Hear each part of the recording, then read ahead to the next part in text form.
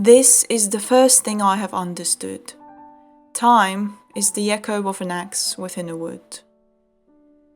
Hannibal Lecter, also known as Hannibal the Cannibal or the Chesapeake Ripper, is without a doubt one of the best written criminals in the history of fiction. This character was hugely popularized by the movie The Silence of the Lambs, where he was brilliantly portrayed by the legendary Anthony Hopkins. He was a renowned clinical psychiatrist who, ironically, considered psychology as puerile and its students as ham radio enthusiasts. Well, looking at universities now, looks like he might have been right after all. Anyways, his wit, intellect and intelligence fairly outdo the average human being, and even the kind of turmoil he hides within rarely reaches such levels. Lecter represents an extraordinary character in perhaps every aspect possible. His ability to read and manipulate people gives him a mystifying charm, thanks to which he's able to attract and frighten at the same time. I've seen him described many times as the quintessential psychopath, but in reality, the depth of this character's psyche is far more difficult to fathom. Hannibal Lecter is a veritable representation of what happens when the fragile human soul is crushed irreparably, and yet it struggles to retain at least a bit of its sanity and humanity, while it festers under a heap of resentment and desire for revenge. When the tragedy of an unspeakable measure strikes, insanity is the far more alluring path to tread than facing the pain it deals directly. In this video, I'll try to elucidate Hannibal Lecter's psychopathology, which I often see misinterpreted, through an analysis of his childhood, psychological profile, his relationship with Clarice Starling, mythological parallels, and more. Background. When something dismal lingers in the air, more often than not, we're left at the mercy of our inescapable fate. Time is like an axe that's chopping incessantly at us, and we're oblivious. We merely hear its echo. Only the moment we are cut down is ingrained in our memory. And so, with the quote I read in the introduction, began the backstory of Hannibal Lecter in the book Hannibal Rising. One quote, and we know that something foul is lurking right behind the corner, despite the fact that the book opens with a beautiful scene of the young Hannibal playing with his 3-year-old sister Misha. Hannibal was born in Lithuania into a wealthy aristocratic family. He grew up in Castle Lecter, an ancient castle that belonged to his family, but which they had to abandon when it was overrun by Nazis. For more than 3 years, Hannibal and his family lived in a forest lodge, but as a Russian tank approached them one night to seek help, it was bombed by a Nazi dive bomber along with the family. Hannibal's parents and tutor were killed, and Hannibal and his sister Misha were captured by German deserters, only to be kept as animals for slaughter. Eventually, the captors took Misha away to eat her. As Hannibal tried to prevent this, they broke his arm, thrashed him, and he blacked out. This event was preceded by the captors finding a reindeer deer with an arrow in it in the forest that Hannibal watched being slaughtered. Everything that follows this moment is later deeply repressed by Hannibal, and the memory of the deer is like Cerberus guarding the entrance to the underworld. All that we know about Hannibal before these events suggests no signs of psychopathology. He played and laughed with his sister, studied with his tutor, and had a very good relationship with his parents, from whom he received love and support. Although he was considered a frightening child, preternaturally knowing and frighteningly intense, by some of the family servants, which is, however, very often the case of gifted children, which makes sense here as well, since we know that Hannibal has been highly intelligent since early childhood. This cognitive intensity is, however, often accompanied by a synchronous development of maturity. Mentally, progression may occur at an extraordinary rate, but emotionally, the maturation is slower, for which it's of paramount importance to give the child a supportive foundation. Hannibal would have had this were it not for the events that wreaked havoc on his life and paralysed his emotional development. Having witnessed his family die and his sister get cannibalised, Hannibal repressed all the disturbing memories deeply into the subconscious in order to protect the ego from negative emotions, sacrificing his emotionality. All the children naturally go through stages of repression, but they're overcome through social integration. Hannibal's self gets, however, divided, and he develops PTSD and neurosis, which I'll address further later. This is confirmed by the state of his mind palace, the place where he stores his knowledge, where there are rooms he never visits. Those contain that which is repressed deeply into the unconscious and manifests itself first through nightmares during which he screams Misha's name out loud, and later through flashbacks. Both are triggered by the memory of the deer, which represents the bridge between the conscious and the unconscious content. Whenever this memory triggers some of the unconscious content to resurface, Hannibal is unable to cope with it and resolves to behavior that represses it again, mainly cannibalism. Cannibalism and childhood development. According to Melanie Klein, all children undergo a stage of cannibalistic fantasies and tendencies characterized by oral aggression, such as biting the mother's breast. This can still be observed in some of the primitive peoples and their cannibalistic rituals. In Hannibal's case, we can clearly see that he's stuck in this stage until the moment that Clarice offers him her breast near the end of the book Hannibal, thus wrapping up this phase of his life both literally and symbolically. This stage can be associated with Freud's first stage of psychosexual development, the oral stage, during which the baby satisfies the libido, life drive, through sucking, swallowing, and biting. In Hannibal's case, although we could initially see his progression onto the next stage, the phallic stage, symbolically indicated by the eggplant memory, after he was directly confronted by the fear of getting cannibalized, he got fixated in this stage and assimilated the same behavior as a response to the persecutory anxiety, fear of inner annihilation and loss of the loved object, and external persecution these events caused and still sustain, therefore the neurosis. Apart from cannibalizing on internal organs of his victims, the fact that he's a picky gourmet also emphasizes the focus on the sense of taste, he also uses his mouth to attack on multiple occasions and his tongue to absorb Clarice's scent in her car. This fixation developed hand in hand with a paralysis in the paranoid schizoid disposition, characteristic of the first developmental stage described by Klein, which is characterized by splitting objects into its good and bad part. Paradoxically, in the case of cannibalization, it's seen as something horrendous and life-threatening, but its reenaction represents the only possible resolution of the problem. This internal anxiety caused by the experiences connected to cannibalism is an urge that drives Hannibal to externalize it. His distorted outlook tells him that he has to cannibalize in order to not get cannibalized. When we look at binge eating, it often occurs as a result of a frustrated attempt of the binge eater to secure the desired object that cannot be obtained otherwise. Similarly, Hannibal tries to do the same through cannibalization of figures resembling the monsters who devoured Misha and the deer, and thus preserve them. He might be subconsciously feeling regret for not having been able to overpower the enemies when he was a child, and since cannibalization was the method they used, it's logical that one would fight the adversary with his own weapons. Symbolically, it's a distorted attempt to preserve that which is good and innocent in oneself. Ritual murder, the Woundman and the Blood Eagle. Hannibal stabbed a poacher so as to portray the medieval chart of the Woundman. This is an act under the projection of the ego, which introjects an image of the savior onto itself and projects the German deserters onto the hunter and Misha onto the deer. The second ritualistic murder, the killing of a police officer in the style of the Blood Eagle, another medieval method, occurs during his escape. This kind of ritualistic murder can be seen as an attempt to mimic crucifixion externally. This is the embodiment of the fear of facing the subconscious, which is trying to communicate with the conscious. Instead of undergoing the psychological crucifixion, the process of individuation the subconscious is trying to emulate, to explain, crucifixion represents descendance into the underworld and subsequent re-emergence. Hannibal fails at symbolical interpretation and enacts it outwardly, repressing what resurfaces from the subconscious occasionally. Psychological profile. Those to whom evil is done do evil in return. Schizoid personality disorder.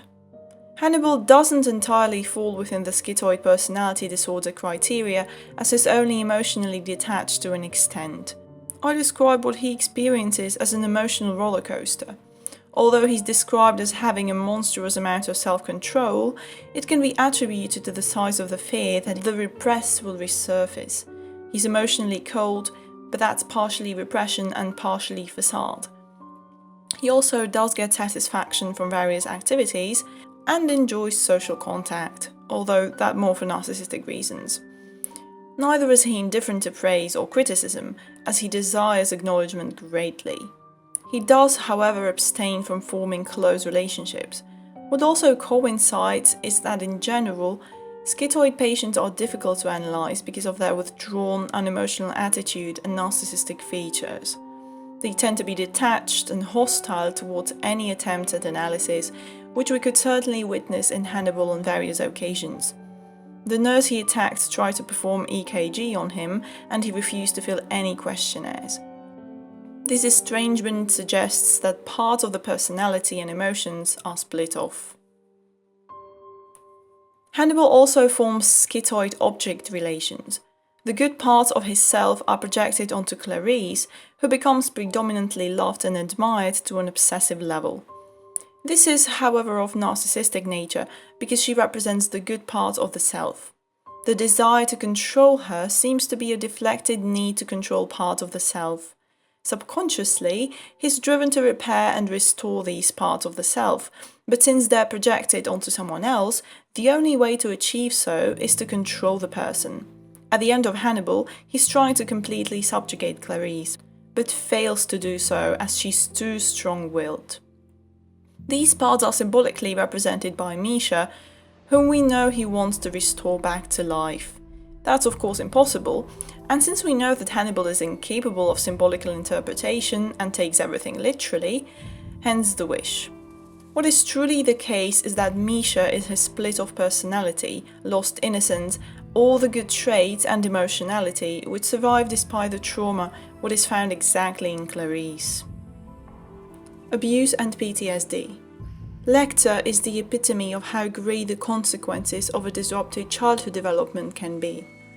Death of his family, cannibalization of his younger sister, and subsequent physical and emotional abuse he suffered in the orphanage contributed to the formation of a psychopathic, narcissistic, histrionic, and schizoid personality afflicted by the post-traumatic stress disorder. Lecter suffers from the complex chronic variant of PTSD, characterized by emotional flashbacks and dissociation, which first arose after the events at the family lodge, but also left him mute for a long time. PTSD shakes the person's entire outlook on the world, which is then seen as an unsafe and malign place. It's then easier to justify one's wrongful deeds. Due to the heavy toll this prior trauma took on his resources for coping with subsequent trauma, the severity of PTSD was further reinforced after the latter events. He experiences recurrent distressing dreams, has dissociative reactions, flashbacks, that are often provoked by an external cue, such as the time when he sees a poacher and a deer. For this is responsible the situationally accessible memory system, which stores information that was too brief to take in consciously. He strongly avoids any recall of the repressed memories, and at first doesn't remember what happened at all, has very distorted cognitions about the events. He blames himself to such an extent that it results in the cannibalization of others, which is also justified as a form of art. Is unable to experience positive emotions, is detached from others, and is in a state of hypervigilance, emphasized by his exaggerated sense of smell and taste due to an overreactive reptilian brain. We can say with great certainty that from all this stems the rest of Hannibal's psychopathology. Psychopathy and God complex. Hannibal's empathy seems to be selective rather than completely absent, for which he can't really be considered the quintessential psychopath. His past demonstrates that he cared for his family, had a good relationship with animals, for example his horse Caesar, and even after the trauma protected and played with smaller children and targeted the bullies in the orphanage. The two categories were seen as Misha and the deserters. At the same time, he lacks remorse for those he considers inferior in some sense and exploits, manipulates and uses others to amuse himself. His contemptuous, cynical and callous, excessively opinionated and self-assured, displays a superficial charm and is significantly voluble. although he does possess knowledge of the subjects he discusses, unlike usual psychopaths. His inflated self-appraisal and arrogance are also signs of his Jehovah complex, that is, egotistical self-inflation accompanied by mania, a state of abnormally elevated arousal, which we can see occur exactly when he plays God. For example, when Starling interrogates him, but he turns the game around, and now she's the one who's being interrogated. He makes her disclose the screaming lamb memory, one of the most iconic scenes in movie history, which becomes a moment of manic exhilaration and arousal for him. What did you see, Clarice? What did you see? Lambs. They were screaming. Thank you, Clarice. Thank you. Narcissistic and histrionic. Lecter's self-aggrandizement stems from the attempt to shield one's ego from the guilt it would otherwise have to face, for which it inflates. This leads to development of a very one-sided, strictly dualistic view of the world. He has a grand sense of entitlement, for which he believes that he should be treated with veneration and respect under any circumstances. However, underneath all this rests a very thin layer of self-esteem, which also stands precariously on self-blame for the death of his sister and bereavement he's never overcome. Hannibal's problems with emotionality stem from the subjugation of the anima, the female counterpart of the male psyche. Because of this, there is no emotional necessity, on the surface, to bond with others, and an over-rational attitude is being forcefully pushed against it. This is eventually altered by his encounters with Clarice, on whom his anima is projected. His anima takes on the form of an unreal dream of love and happiness, of all that could have been, and so he drowns in a wishful fantasy impossible to fulfill. As he reflects on this too much, he loses his touch with reality and wants to manifest these wishes represented by his dead sister, whom he wants to, bizarrely, materialize through entropy and through Clarice. Lecter's narcissism overlaps with histrionic personality disorder, which is characterized by excessive attention-seeking, accompanied by uncomfortable feelings when one fails to become the center of attention. Lecter's meticulousness and extravagance may not be what one would normally imagine, as it channels itself through a pompous, impressionistic and self-dramatizing style of speech. Another feature of his is rapidly shifting expression of emotions, which is perhaps what gives the other person the biggest fright. He doesn't brag about himself directly, but what he says draws all the attention towards him, and the other person ends up admiring him inadvertently. Lecter is also a psychological devourer, hence the career choice, psychiatrist. He devours the soul of his victims and reduces it to a state of a mere object, using his mouth again, words specifically. He's incredibly skilled at manipulating people and driving them to madness to such an extent that they might commit suicide, as in the case of Mix, for example, another patient at a mental institution, which seems to be his favorite pastime, almost a kind of paraphilia. This is due to the fact that he can somehow figure out what people hide deep within, and the more painful and gruesome it is, the more satisfaction it brings him, as it makes him less lonely in his own tragedy. He also punishes himself through castigating others for the very same weaknesses he has, but isn't willing to confront. He never subjects himself to the same scrutiny, reflects on his deeds, or shows regret. Neurosis and God. Do you think God intended to eat Isaac, and that's why he told Abraham to kill him? Hannibal said. No, Hannibal, of course not. The angel intervenes in time. Not always, Hannibal said. Neurosis arises from the conflict between the attitudes of the ego and the unconscious. It hides some undeveloped but precious part of the personality. Without recovering it, the person is condemned to resentment, bitterness, and hostility. Hannibal basically represses all that makes him human. He becomes cold, hostile, unemotional, perfectly but pathologically afloat, and distanced from others. All the repressed occasionally resurfaces, mostly in the form of nightmares. The loss of meaning and purpose that accompanies it also leads to a lack of faith.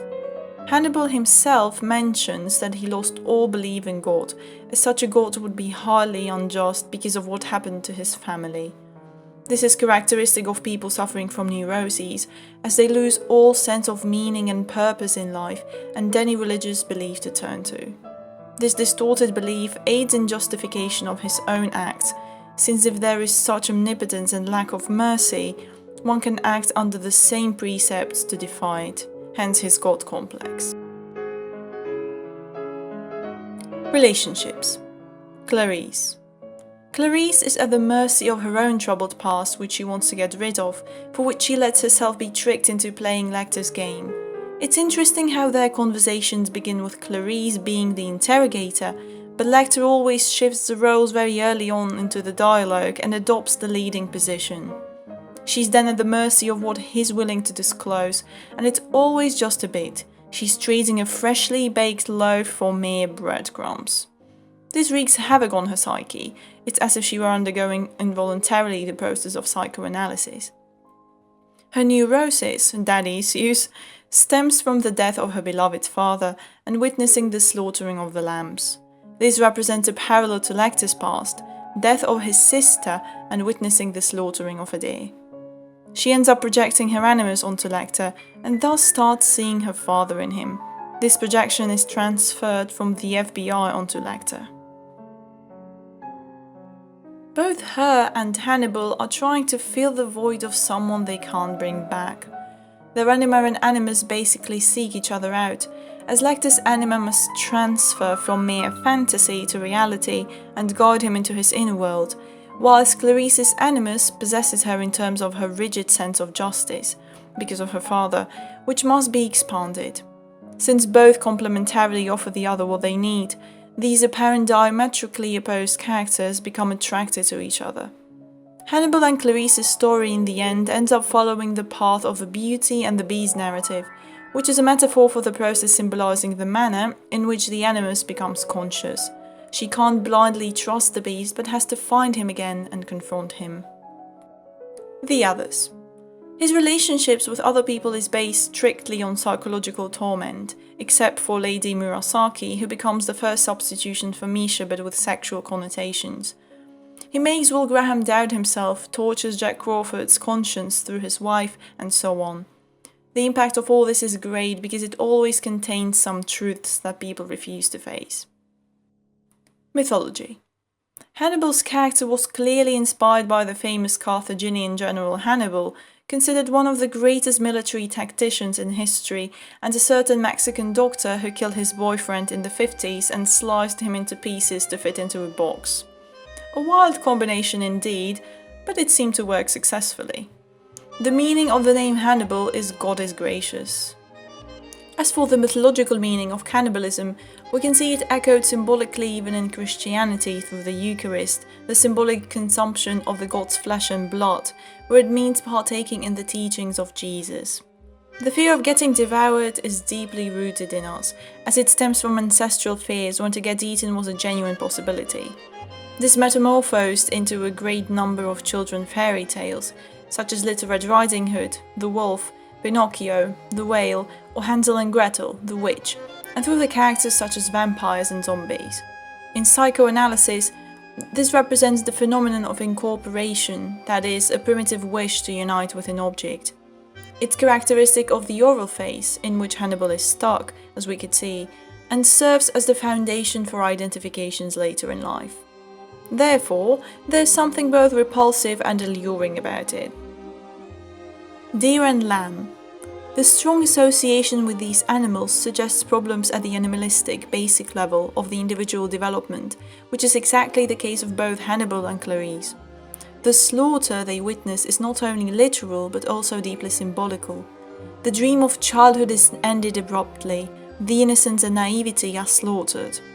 One loses the ground under the feet and remains paralyzed as a result. That which is supposed to be a spiral process, childhood development, is cut short. Lamb, Jesus in the Bible, who died for the sins of others, is the symbol of innocence, purity and individuation, that is, bringing the self out of the darkness of the unknown and unconscious. Clarice also embodies this lamb, as the FBI wants to sacrifice her, but paradoxically, the lion is both her salvation and crucifixion. Hannibal describes her as the honey in the lion from the Samson's riddle, which is another parallel to her being a lamb. In the story, this honey is taken out of a carcass of the lion. Hannibal is here self-styled as the lion, who can be only penetrated by the lamb, honey, which at the same time reaches its full potential once it gets taken out of the lion. As it's a carcass, it means that the lion, that is, what corrupts and evil, must first die. Through the sacrifice, both are reanimated. It represents the journey to the underworld. Deer parallels the biblical lamb as it has basically the same meaning. For example, in Buddhism, Buddha takes on the form of a golden deer. In many other myths, spiritual teachers often take on the form of a deer, and sometimes it's seen as a divine messenger. In all its aspects, it seems to be the connection between the higher and the lower worlds, just like in Hannibal's psyche. Kurdish people believe that killing a deer brings bad luck, and they see this animal as a saint who belongs to God. In the myth of the goddess Artemis and the young hunter Actaeon, when the hunter witnesses Artemis's nakedness, she transforms him into a deer, which later gets devoured by his own dogs. In this sense, Hannibal, Actaeon, recalls the displaced good part of himself, the deer, for a moment through Lady Murasaki, Artemis, whom he also sees bathing just like in the myth, but is immature and highly troubled at that point, for which he gets devoured by his bad parts, the dogs. Swans. In the opening scene of the book Hannibal Rising, Hannibal and Misha are feeding black swans, playing and laughing. The alpha swan comes out of the water to challenge Hannibal, but he spreads his arms and it retreats. Later in the book, we see the same swans get shot down from the sky by a war airplane and crushed under the treads of a tank. The lead swan is shot down, his mate swoops down beside him, and as it spreads its wings to protect it, a German panzer tank rolls over them both. On another occasion, when Hannibal is in the orphanage, a swan comes out of the lake to challenge him again, but this time, the scene is followed by him beating up the boy who tried to stone the swans. Last time swans are mentioned is when he sees Lady Murasaki, his uncle's wife he's attracted to, bathing. He spreads his arms like wings, and this time, it's him who retreats. What's the meaning of swans here? Black swans embody the masculine energy, the yang, but also represent the dark aspect of the psyche, the unconscious, the hidden, the occult. In this book, swans represent Hannibal's libido, the life drive. On the first occasion, the feminine, Misha, is protected by the masculine. The swan is mirrored. He can use this power at will and keep it at bay when necessary. On the second, this power is destroyed. The swans plunge to the ground and are crushed. After that, the Lecter family is killed. Hannibal's life drive is diminished, his emotionality annihilated. On the third, he's swallowed by it as he beats the bully. Hannibal's detached, he shoos the swans away. And on the fourth, the masculine is embodied in its sexual aspect. As Hannibal is growing up as a man, he remembers the alpha swan and mirrors it once again, but it still remains unreconciled with the consciousness, as it takes on its destructive form.